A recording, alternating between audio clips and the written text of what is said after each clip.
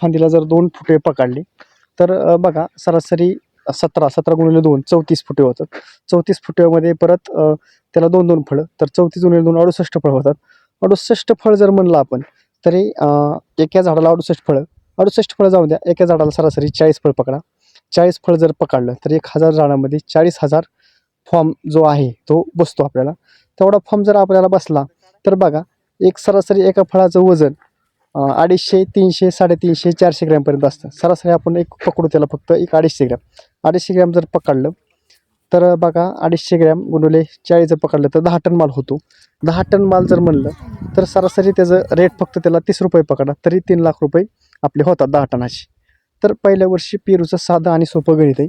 तर 3 लाख रुपये झाले, त्यातले 70-80 ते 1 लाख रुपयेपर्यंत खर्च येतो. पहिल्या वर्षी 2 लाख रुपये आपल्याला. तर मित्रांनो, मी आपला किरण सहकारी समाधान भिल्लारे.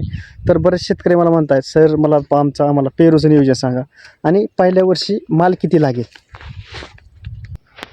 तर मित्रांनो बघू शकता आता हे एक 8 ते 9 महिन्याची बाग आहे.